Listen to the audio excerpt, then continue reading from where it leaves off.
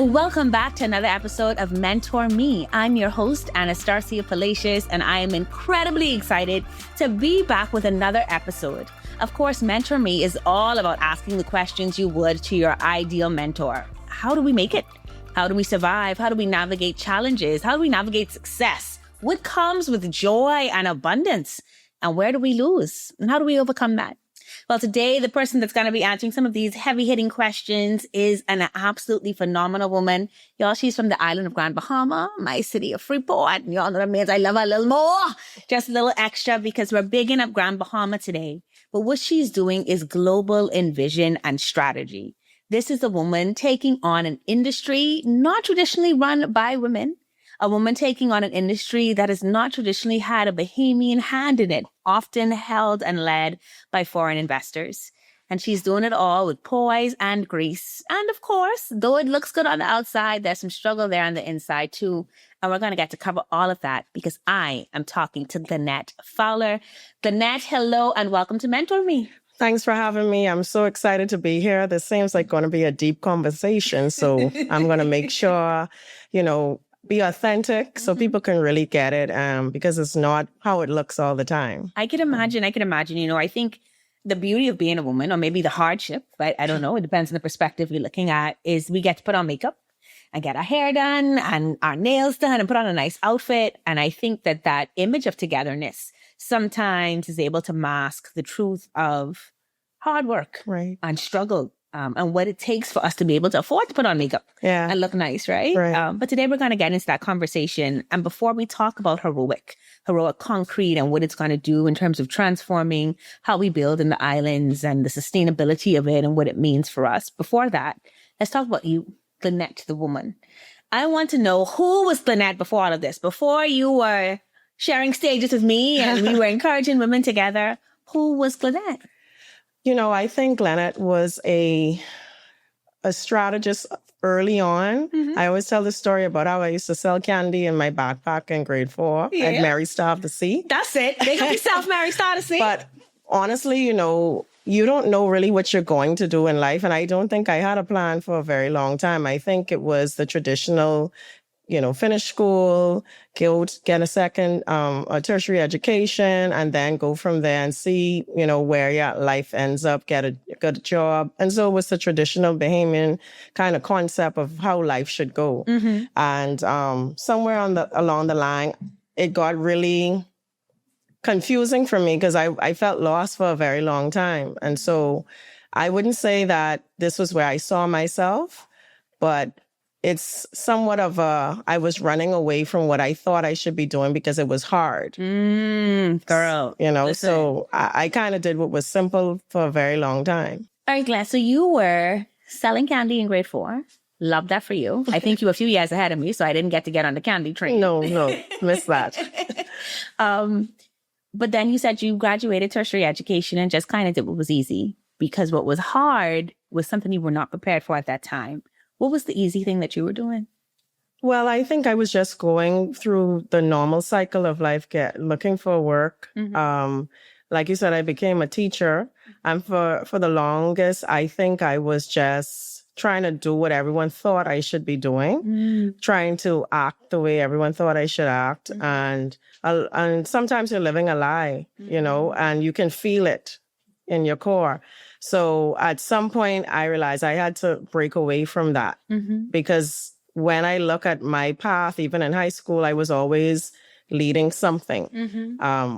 While I don't like the attention necessarily that comes with leading, it's a natural thing. It always happens. You end up in a club and you end up being the one, they vote for, the debate lead, or you go to church and you have to do this or that. So it just always naturally happens. And I think that's for most leaders, it's a gift that if you don't accept it, it kind of harms you in the process of trying to conceal it. Yeah. And that's what I kind of realized early on, that, I'm different and I'm not supposed to kind of fall in with the crowd. So I had the time of, doing what everyone was doing, and that just didn't fit me. Okay. I think this is powerful. I want to explore that some more.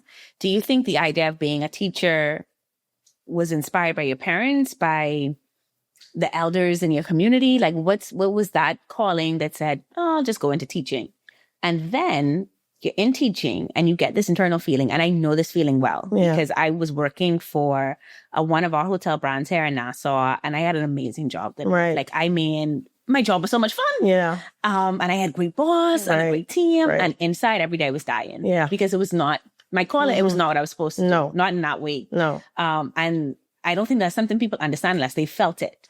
Right. And it's unexplainable. I always remember because after teaching, I had other jobs, and I ended up getting a really good job for a really good Bahamian company. And I remember at that time I was married, and I said, I can do more helping in another way. I don't think this is what I should be doing. And I still was confused at what that was, but I know I was supposed to be doing something else. And so I resigned. Right. And so you think your path is clear, like we all make these plans, but it's just a aching pain that this is not it. This is not what I should be doing. I think a lot of us just push it down, and we don't accept that. So we do what's safe, what's comfortable, because it takes risks to do anything on your own or venture out. So most people stay in a safety net because they don't know what failure is going to look like if it happens. But I think that's a part of the journey in itself. Yeah. I remember when I left Bahamas at Sunrise, where I had been for many years. Shout out to Miss Aubrey. And I loved what I did, but I just knew the season had come to an end. Yeah. And everyone said, what are you going to do next? And it was really hard for me to explain, especially to people who don't necessarily get it. Right. And I think entrepreneurs all have this spark, this flair, so we understand that I wasn't sure, but I knew that God had ended that particular season. Right. And that I had to be kind of like Joshua and walk into the water, and then the path would be made clear. Right. But that had to end for something new to begin. And for you, when you resigned at that time from the second really good Bahamian-owned family job, was that when you launched the first business? Yeah, so I actually became a part of the original Falco Import-Export. Okay. And so at that time, we were doing courier services. Okay. And even with that, it was still like, no, I'm just going to do this because this is, what is happening right now. But I started doing more education and understanding the maritime space. Okay. Because a lot of times we are in business, it's almost like a copycat thing. Like everyone's doing this. So you will find that some businesses get so saturated because everyone can quickly get into it. Yeah. And so I was always looking at what is sustainable. Is this going to be sustainable 10 years down the road? And so that was how my mind was operating and running. And so I actually went back to school and I started doing maritime operations with Lloyd Maritime Academy so that I can get an understanding of the business that can happen in the maritime sector. Okay. All right. And so now Falco has grown, because you've been in business about 10 years now. Yeah. And so Falco has grown from me sending my Amazon package to you and you making sure I get it in Grand Bahama, to you now navigating the maritime space and dealing with maritime logistics. For someone who's not familiar, what does that actually mean?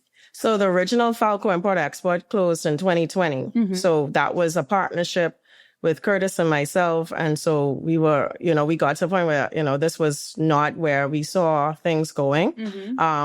Fortunately, I was already in this. I already had opened a maritime company. So it wasn't like a shutdown and restart. It was like a continuation. Okay. The thing about it is, what people don't understand, that outside of bringing in your Amazon packages or your Walmart packages, there are containers that come for companies, there are containers that come for projects, and there are professionals that are required to operate those businesses that clear the cargo in, do the brokerage. So it's like a second tier of import-export, but it requires more sophistication because you're now dealing with larger companies, you're dealing with knowing where cargo is coming in from Portugal or Australia, tracking.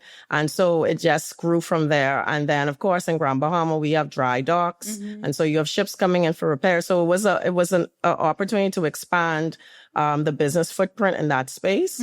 So we just kind of kept it. But the family name being Falco, I made sure that Falco's name carried on. And so even after we closed, and I had to go on my own into the maritime space and raise the capital to get that business to where it is today, that was a part of us keeping the core identity of the name. Yeah. Yeah. It's branding, baby. It's Yes. branding. And you seem to be very good at it. We know the name Falco, and it's amazing to see it grow. And I just wanted to stop for that moment for those who are watching to just talk about that exploration, right? That where you start is not where you end. No. And you just beginning still, right? Exactly. And the expansion and growth that comes the more we keep pushing ourselves to continue to think differently and bigger.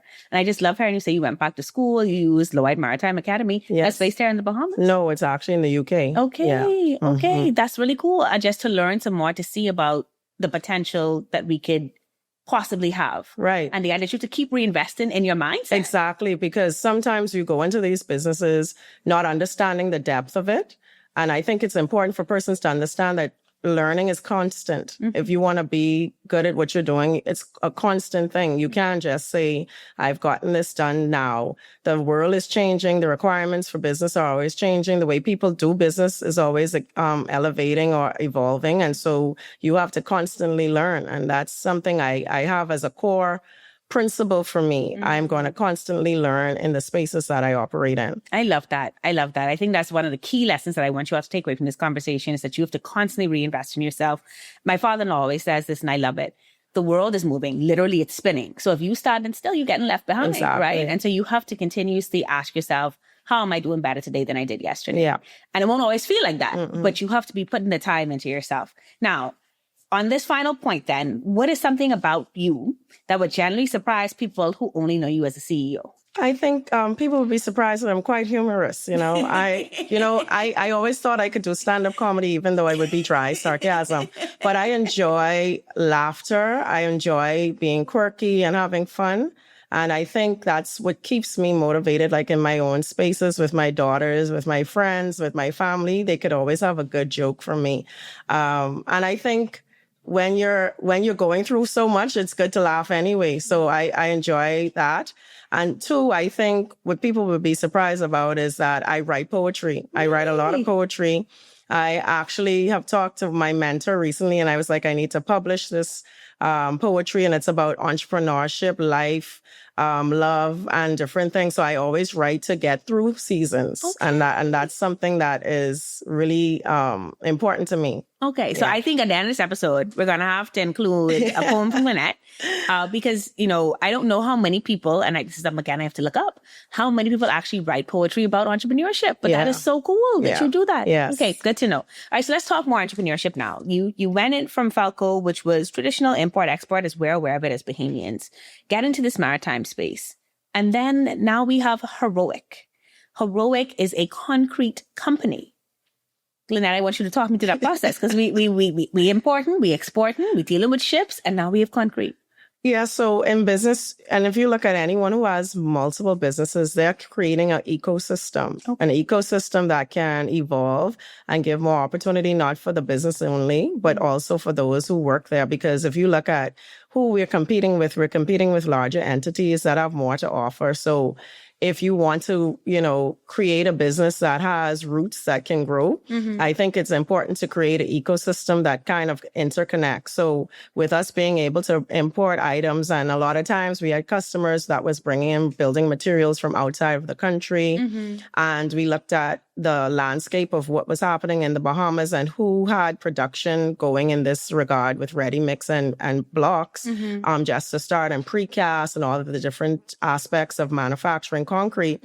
I just thought it was a good opportunity for us to encourage others to become a part of the brand. So the original concept for Heroic Concrete was always to have this conglomerate of persons who can be a part of the organization. So obviously back 4 or 5 years ago, if I had gone to someone and say, hey, I want to open a concrete plant, they would have been like, lady, sit down. You don't know what you're talking about. That don't even sound right. And so sometimes you have to go ahead in order to get the support. Okay. When people see that you have skin in the game and you have roots, then sometimes they buy into it.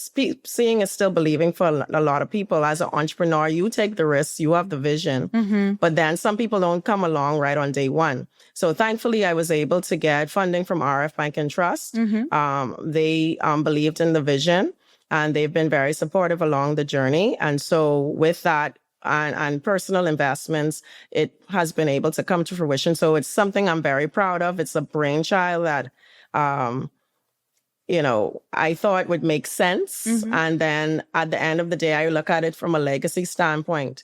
How do we create strong Bahamian-owned companies in our country that we can look to as a source of, what, if that company could create something like this, why can't I? I love that. So the idea behind Heroic, the name, tell me about that. Because you talked to me about Falco, and I get that one. Why Heroic? When I sat down at my kitchen table drafting names, I looked at what name stood out in the global market. It was always these singular names. When we think about Amazon, like, what does that even mean? But that has a meaning, right? Heroic for me was the bravery that it would require to get this off the ground. Oh, wow. Heroic also talks about strength. Okay. So you needed to be brave. You needed to be strong. You essentially needed to be heroic. Okay. And I was like, this is it. This is the name. Okay. And I remember sketching out the logo, and I called Kai Sweeting, and I was like, listen, can you do this? I wanted to look like interconnectivity, and I did all this talking about it, and then I did the business plan. It took a few months, and then I started traveling, trying to understand more about the materials, learn more about the machines. So it didn't happen overnight, but I know it had to happen, and thankfully it did. Yeah. Now, when you think about what this means for the island of Grand Bahama in particular, you and I both come from Grand Bahama. I was there when, I guess I can't say the world changed, but it certainly changed for Grand Bahama in 2004 when we had our first back-to-back hurricanes in Francis and Jane. And I remember the mass exodus of our island in terms of entire communities, just people leaving, homes being washed away. And then the domino effect of that, schools closing, hotels closing, jobs being lost, people leaving again in mass numbers. And that was back in 2004. And then we had substantial hurricanes since then, the worst of them, of course, being Hurricane Dorian, which happened in 2019, where I lost my good friend, Phil, thinking of you always. And so many lost, so much more. More homes destroyed, more lives gone. For you, when you think about building in Grand Bahama now, there are some people who say, we don't need to be rebuilding these islands. Some people need to move. They get hit again. Yeah. Why does heroic matter now in this context, especially for Grand Bahama? Well, I always of the belief, I think any of us who've gone off to school and come back home, we had opportunities to stay abroad. We had opportunities to work for some fantastic places, but many of us decided to come back home and be a contributor into the Bahamas economy, and that's what I'm doing. And when I look at why Grand Bahama, and so many people are always confused about the story of Grand Bahama, but Grand Bahamians are one of the most resilient people that you will find. I don't care where they move in the world. There's something that is etched in us, that resilience isn't just a motivational word, it's our identity, because we had to be this way for so long. And you can start to see that Freeport is turning around. And I'm of the mindset that if you are not ready when opportunity comes, you will have to get ready, and by then it's gone. And so when I looked at the trajectory of Freeport, when I looked at what was happening, and I looked at some of the companies that exited with the same product, I said that this still needs to happen. And a few years ago, before we even opened, you had persons who wanted to build, who could not because the product wasn't available to them. There was only some ready mix products around. And so even if we were to turn the island around, who was going to be able to supply what was required? The other thing too is, if everybody leaves, then what? Right? And so Freeport has the best planned roads. It's there, right? And the question is, when will Freeport come back for many persons? But I think that we as Grand Bahamians and as Bahamians have a personal responsibility outside of the government, outside of the Port Authority, to invest in our own country. And so there's investors who come in and they see what we can't because we have already been bruised or broken in the process. So what we do is sit back and we allow them to just come and reign in our country when we ourselves have the capability to rebuild our island and rebuild our country and get it to where it needs to go. So I think there's a personal responsibility we have as people to build our country too. We can't just make it a government issue. The government, yes, has a play in, making sure regulations allow us to do certain things and make it easy for us to be able to invest and thrive and create an atmosphere where it's fair for all. But at the end of the day, if everybody leaves and we turn it into this playground for those who come in, and I'm all for foreign investment, but we have to invest in ourselves as well. Let's talk about it, though, because I think so many people feel frustrated in the process. So I want to walk through the process for you. I saw you at the table sketching out Heroic. I see you there at the table picking out the best name and making the call to shout out to Kai in order to design the logo and turn it into a vision and then going place to place. You already have this logistics background. So you had an idea. And then the process from idea to now with Heroic existing, a lot had to happen in there. And a part of that was investment. I have a friend who's a serial entrepreneur. Every day you talk to him, we call him Joseph because he has many dreams. Every day you talk to him, he has a different vision and he's write a good business plan and then nothing. How do you move into being? What steps did you have to take to get a company like RF to invest in you? What do people who want to be entrepreneurs, they're watching this podcast, and this is a great mentorship moment for them, what skill sets do they need to have within them in order to present something to someone and get someone to buy into the vision? Is it that you had proof of concept all along because you had done the first Falco, you'd done Falco Maritime? Can people have trusted you because of your track record? I really want to get to the bottom of how do we get people to invest in our dreams? First of all, people don't invest in what they can't see. Okay. So, and to your point, Falco Maritime was already there. I had secured a very large contract.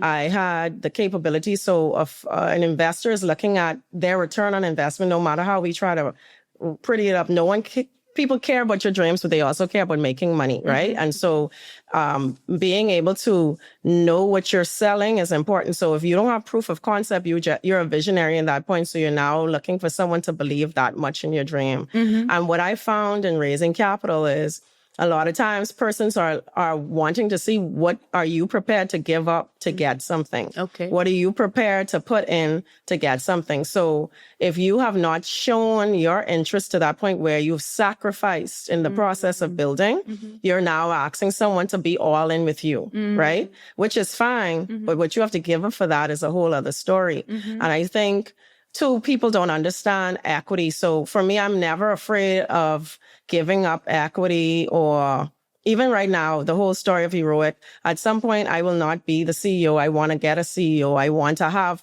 the company run a certain way. So that's growth. And so you have to be clear about what you want. So some people go in, I want to have this 100% mine. This is what I want to do. And so going to get funding from someone and they say, you know what, for you to get this, this is what we need from you. This is what, and that's where a lot of people's dreams die because they don't want to give up something to get something. You have an idea, but it's an idea without money. The idea is just that. Yeah. And so I think once we can understand, I've lost a lot behind building this business. Okay. I've lost my family.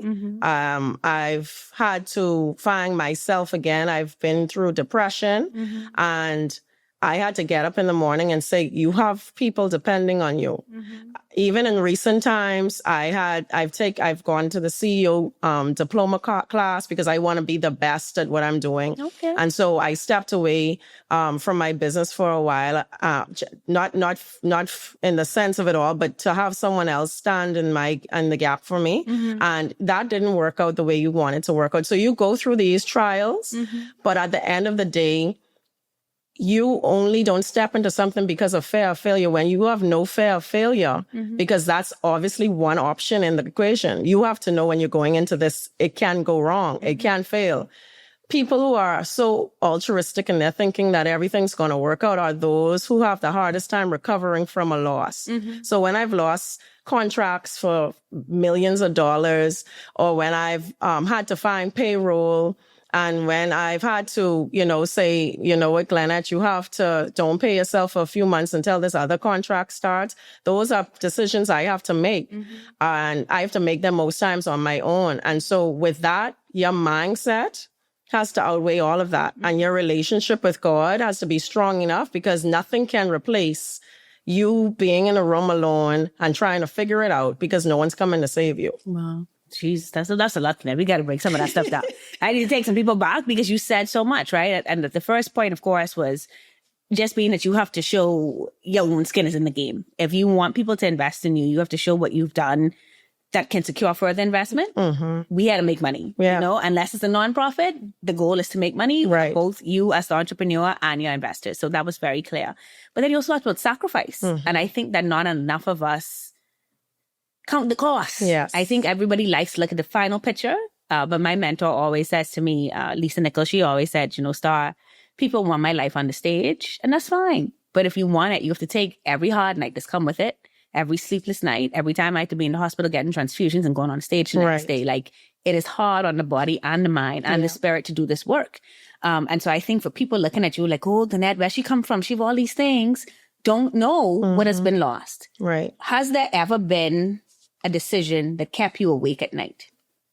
Yeah, I think many, hundreds. But, you know, things that keep me awake at night is, one, you want to ensure that you are working with purpose. And so I remember one occasion where I sold practically a lot of what I owned to get equipment for a project. And some people would have been like, it ain't that serious. It's not that. But if you are not ready to get something, it just won't come your way. Wow. And a lot of times, being a female, you are going to males to raise capital for the most part. And I'm wanting to be one of those women who change and say, listen, women who have some dollars, let's all get together because we could fund things too. Yeah. But that's the future, right? Yeah. Because I think we're in a space where we don't even like to talk about money. Girl. You know what I mean? Like, money has to be made, right? And so at the end of the day, when I look at it, and I had to tell my children, now listen, this is my kids live in a world where they don't even understand and see because they just see things happening. Yeah. But I always am open with them. This is what has to happen. This is our plan for this quarter. This is how we budget. And this is what we're going to have to do. So they've been dealing with this since they were 7 and 8, like we talked about. Wow. And so they're 16 and 18 almost, right? And so they've gone through that process with me. And so I think when you look at sacrifices or things that kept you up at night, is it worth it, Glenette? Is all of this worth it at the end? Is it? I think it is. Okay. I think it is because I always look at, why do our parents send us off to school or send us to college or UB or wherever? Because they want a better life for us. And I think that persons like ourselves and other persons who are leading in this country, in the female space in particular, if we give up on our dreams or things that we're doing, where's the next generation coming from? If I stop right now and I say, boy, this is too hard, where's the next person who's going to have a heroic in their own way, right? Because we are okay with our children staying away because there's nothing here to do.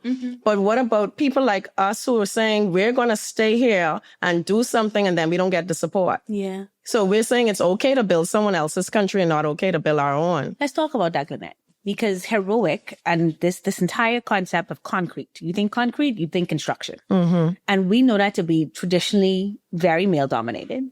In Grand Bahama, as a result of the Port Authority, and for our listeners who are not from the Bahamas, please learn something more about us. Go and research the Grand Bahama Port Authority and the way that it works in terms of managing the city of Grand Bahama, a city of Freeport in particular. And that tends to be very foreign owned. So now we have both male dominated and foreign dominated. You, my dear, are a Black woman, Black Bahamian woman at that. How many times have you been underestimated as a result of that? And what do you do with that energy that people have or might have had in the past towards you entering this space, looking as you look and being who you are? First of all, we come as underestimated women, period, and then Black women.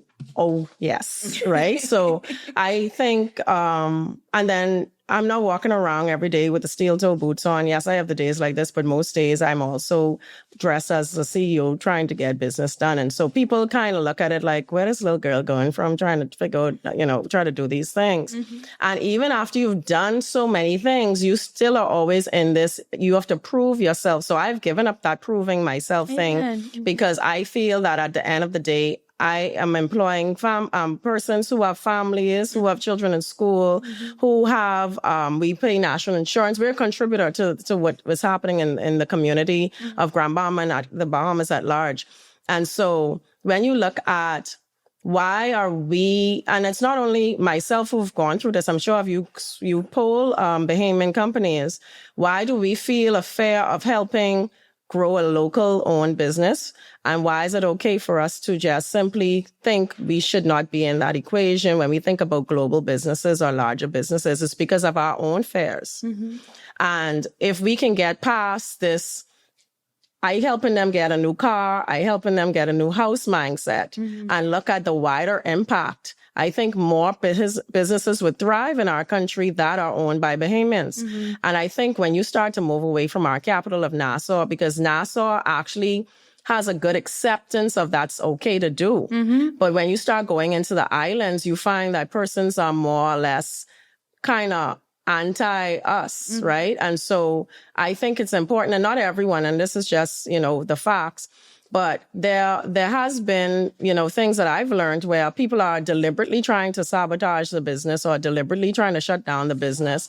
And I had to reinvent, pivot, collaborate more. And so actually it's making me sharper and more prepared. Because I believe if I had an easy ride, then I wouldn't work as hard as I'm working. And so when the easy days come, I'm now going to be able to help someone else along the way and say, you know what, this is what you need to think about doing. This is how you can get support. And that I think is the win in the long run. How can I help others in the story of heroic?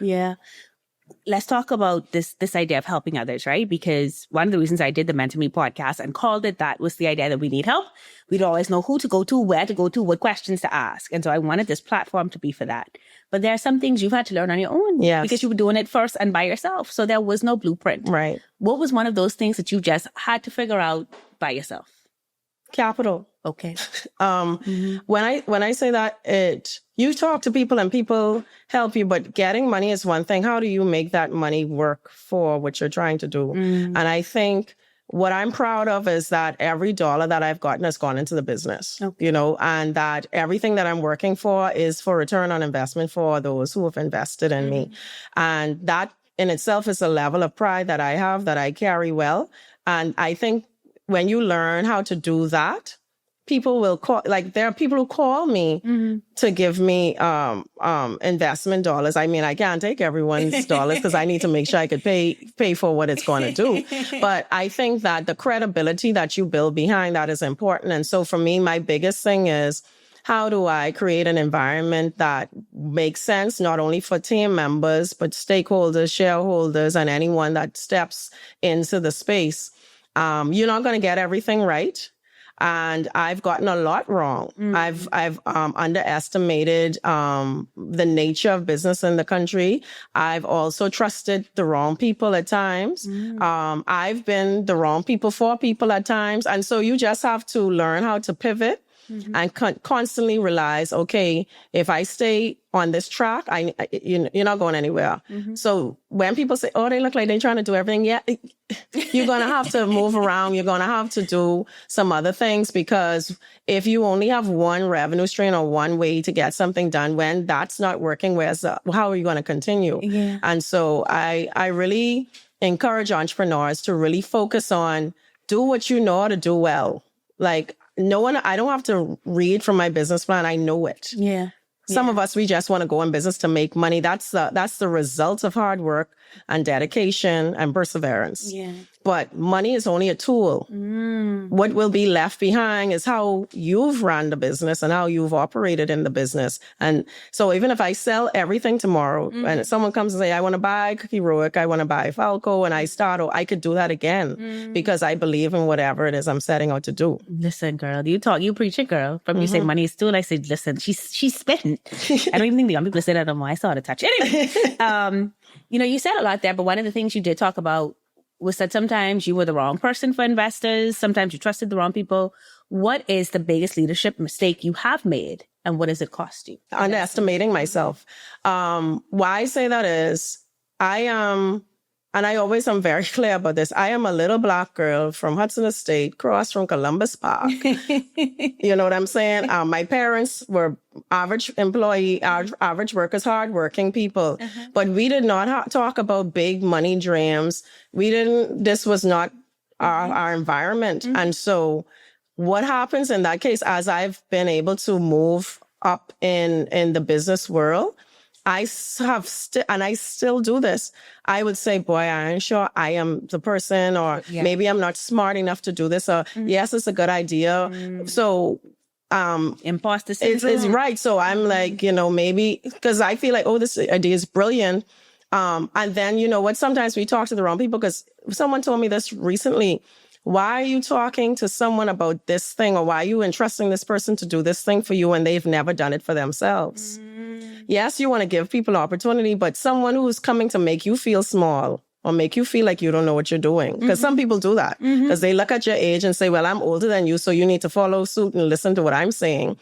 And so you kind of become beholden to these people. So I've had situations where I'm looking up at this person and they possibly could be looking up at me, but I'm thinking that I don't even think I'm supposed to be here. And so I think underestimating yourself is your kryptonite most times, because you can do more once you put your mind to it. My mother always says to me, nothing is impossible, right? And she's obviously taken that from scripture, but we make things impossible by how we maneuver. Yeah. We say we can't do it. We create obstacles for ourselves. We place ourselves in environments that don't accept us. And I just learned to be my unique self now. And you're going to piss some people off by doing that, but you have to accept that's a part of the process. No, it is. And what I find is, if you're not true to yourself, you're not attracting the right people for you. No.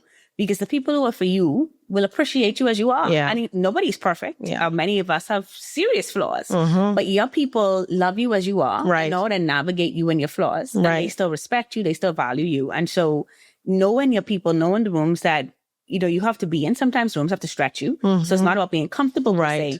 but it is about, can I be myself here? And does that work in this space? Right. And I think that's really, really important. So I'm happy you said that.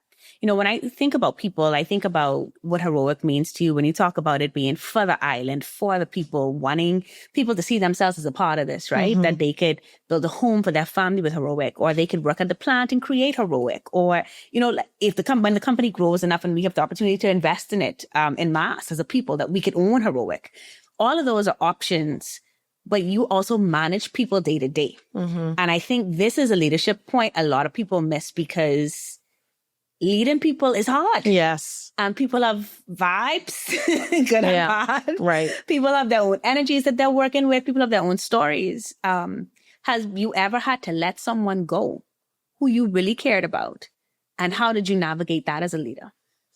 Well, I think for the last 5 years, what I've been doing at the business is really placing department heads in place to take on some of the challenges of people. When you're smaller, you have to deal with so much on your own. And I think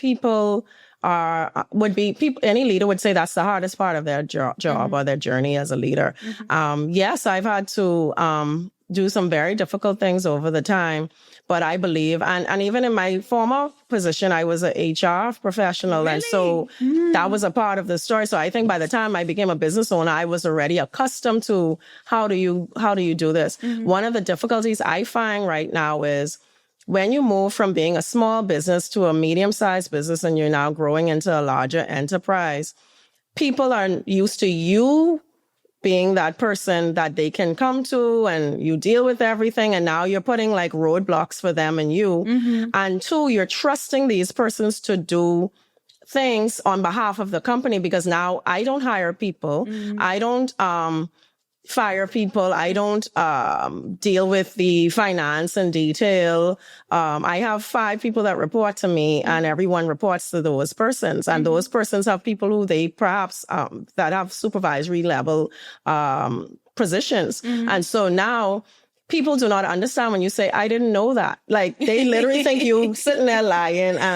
No, because you have now delegated some of that responsibility. That's a blessing and a curse all at the same time, because now you have to be sure that the persons you place in these positions are representing the company in the way that they should. Yeah. And so I find that to be my difficult season now is, one, you have to wear people loose enough but still care.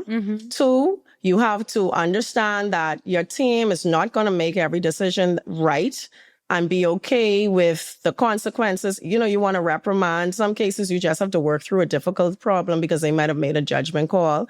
But at the end of the day, the business is growing. Yeah. It's not the same. You can't know everything. You can't be responsible for everything. And I think that's been a very, I would say, a growth opportunity for me entering that space. Because you're still going to get blamed, by the way. You're still going to get blamed. That was my next question. Yeah, for you. you're still going to you're going to get blamed. That was my next question for you. What does it feel like for things to go wrong and everyone to be looking at you, figure it out?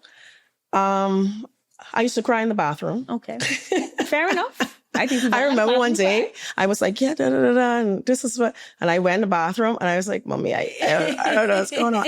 But I can see things that used to disturb me. And so that's the pleasure of looking back and saying, boy, God, you brought me through that. I know whatever I'm going through right now is just a part of the journey. And so when everyone's looking to you, you have to have outlets yourself. And so mentorship has been really good for me. Ian Fernanda is one of my mentors. He is somebody that I could be rattled and I call him and he just has this calm assurance. I have people who call me and pray for me. You have prayed for me. I have my parents. I have a really strong relationship with my mother and father.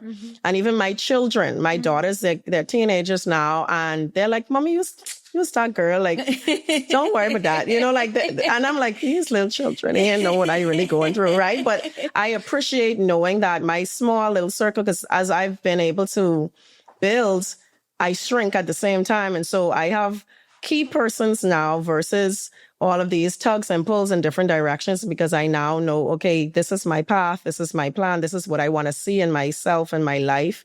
And so I've made deliberate choices.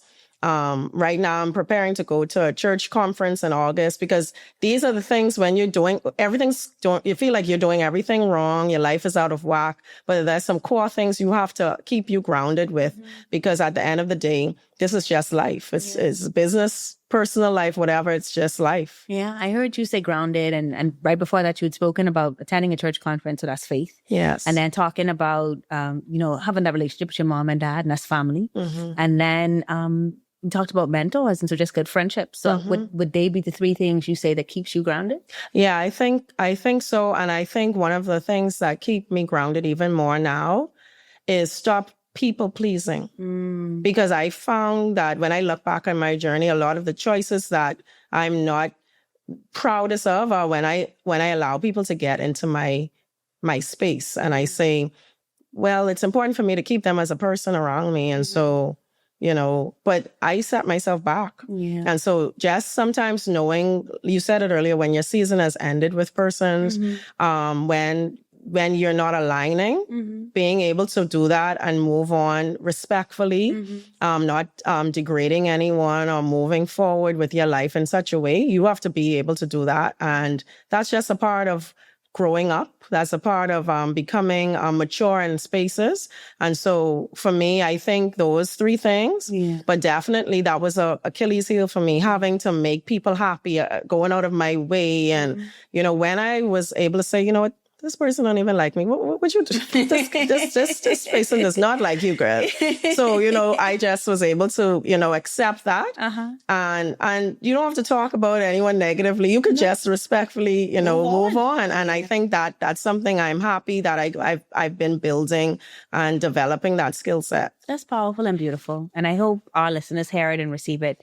My mentor phrases it this way. She always says, you have nothing to hide, nothing to prove, nothing to protect. And if you replace nothing with ego, you get an understanding of her concept there. And it really helped to transform my life and for me to release the expectations of others. And to trust that what God was building in me was enough for the time. Right. And then I get to continue to grow and expand. I make mistakes and then I get to come back, right? Because as long as there's life, there's this opportunity, as your mom says, to tackle the impossible. Right. I want to come back to Hudson. I want to come back to Grand Bahama. I want to talk more about Heroic itself. Because, you could have built anything, but you chose concrete. You could have built it anywhere, but you chose Grand Bahama. And for some people, they may say, man, Grand Bahama is a limitation. But for you, it feels like a calling. Where does that belief come from? I will tell you this, while Grand Bahama is the island that raised me, I'm passionate, and you'll find that many Grand Bahamians, we go to the cross for Grand Bahama, I think. I don't know. But I believe in the Bahamas. Okay. So while we do work in Grand Bahama, we're constantly doing work in other islands. So we work in Exuma, we do work in Eleuthera, we're doing work in Nassau. And so we're not limiting ourselves to Grand Bahama. But what the point behind Grand Bahama, it is poised for the last 2 decades to win. Okay. Right? And you don't want to be on the opposite side of that when it does happen. Yeah. And so it's like you have to be prepared for when the lights turn on. And I think, honestly, in my opinion, just because of where we sit in the project space and what we've been able to bid on and different things, I believe that we're going to be quite shocked and surprised at when that happens. And so I'm not anti Grand Bahama, but I'm also this is the Bahamas. Yeah. You can do any business anywhere. Yeah. Grand Bahama is not the identity of heroic. It's just a part of the heroic identity. Just part of the heroic story. Yes. Okay. When someone is choosing heroic over a foreign competitor, we obviously have, foreign competitors that also do concrete here in the country. What do you hope they are really choosing? I think they're choosing their future. You have to recognize as a people that if you pull the businesses in Grand Bahama in particular, and you look at the sizes, et cetera, and you look at who owns what, we are going to fall in the bottom of that ownership pool when you look at big business, right? And so what is important right now is how do you offer a product, because you want to make sure quality is good. You want to make sure that you're giving the best products to your community, but also how do you build from that? So one of the things we're doing as a company, we're looking at how do Bahamians become owners in the business so that they can benefit, because all of the thousands or millions of dollars spent on concrete is the foundation of every building, no matter what the building is made of. We need to be able to participate in the benefit of that beyond just the contractor building the home. You can own a part of what is that revenue that's coming in. That's the idea of it, right? Yeah. Let's talk about that because you have something called the Builder Circle. Right. Explain the Builder Circle for me and our listeners. So over the next few years, by 2029, we're going to be opening up equity opportunities for persons to participate in. And how we're doing that is as you support our business. So you support Heroic Concrete through the purchases of blocks, purchases of ready mix and other products that are coming online, you will get up to 2% cash back based on spend. That's going to go towards your equity injection. What we're also doing is you can either decide that, okay, every December, I'm just going to take out whatever that rebate is and move on. Or when 2029 comes, you're going to be able to say, I want to use that rebate towards my share offering, because they will get first right of refusal. So any developer, any general contractor, homeowner, business who've supported the concrete plant over the next 2.5 years will have an opportunity for first right of refusal into the business. Wow. The other thing, too, is it's not going to be just for them, because you might be in your beautiful home already, right? So the persons who then get the other benefit would be when we open it up to the wider public. Wow. But this is just an effort to look at the models that exist in our spaces where persons have been able to buy shares into companies. And so we are preparing for that. So there's work, which you have to understand, there's work that leads up to shares. You have to make sure you're audited and all these financials are in order so persons can have the transparency of what they're buying into. And so that's something we practice now. So we are in preparation for that. And I'm very proud of that. And one day, like I said, there will be, yes, I founded this business, but this was just a part of that story. This is not, I'm going to work till I pass out. And, it's about how do we make something attractive that we are proud of as a Bahamian people, that we have ownership in, And I think that at the end of the day is going to be something I'm proud of when I look back at a legacy. You're look here. I'm so proud of you. This is my proud face. And it's been happening since I heard you speak about this idea of opening up that ownership and what it takes to get there. And I hope our listeners are paying attention to the idea that this is not a sprint. It is a marathon. It's a marathon. That you have to have a big vision and that you start somewhere and you take the steps that are necessary to get there. And I hope they've gotten that throughout the conversation. So I'm really excited about the future of Heroic and grateful that you all are launching this campaign around the idea that we're all involved, that we're all a hero. And all of this is a part of building not just a legacy for Glenette Fowler, but for the country at large to see what is possible. So that's very exciting for me. Now, we're coming toward the end of our session together, but there's still so many things I know that our viewers would want to know. And for me personally, wanting to find out, success has a price that nobody puts in the press release. What has the journey cost you personally? You know, when I was coming out of high school, my biggest thing was I'm just going to be a wife and a mother and, you know, take up the food and do all these things. And I think the biggest, I guess I would say regret or my biggest failure that, you know, has happened is not having that. And so, you know, I started off this journey in that space and now I'm not. And it's not because, you know, people are bad people. When you have disalignment in your life, when we can't have a purpose moving in a direction that works, I think people don't understand how much that pulls on your life. And so I always tell people when they ask me, because I'm for marriage, but I also think that we have to be honest when we make plans. If we don't put God in those plans and say, this is the family's plan, then now you are creating a divide from the inception. And so I think if we are to be honest about that, not being in alignment, not being yoked in that way has a disadvantage. And so that's one of the biggest things for me. How can you be in this space? There's sacrifices. There's things that will not be able to happen when you want it to happen. And so taking that level of responsibility has paid a price on my life. But I'm not living in regret and to say, you know, oh my God, you can't recover from these things. You know, I think that we respect each other and we've been able to be respectful. And I think that appreciation we have for the differences, we were able to, you know, move forward. Well. But I do know that the biggest thing you can do in life is pick a partner that you both have the same purpose, or you're working to a purpose, because you're going to have different things you want to do, but what is the purpose of the family? Because at the end of this is just money. You're going to die. You know, these things aren't going to matter at the end of the day. But how you spend your life, the person you choose to spend your life with, that's one of the biggest things that people should want, if that's what they want, right? Because not everybody wants that. But I think that is something that, you know, the building of a dream has caused. Yes. Would you get married again? I love marriage. Okay. Perfect answer. We'll go with that. All right. So there's a young Bahamian woman watching this right now. She has a dream. She has a drive, but very little money and very little support. What would you tell her? I would tell her, work with what you have. Work with what you've been blessed with.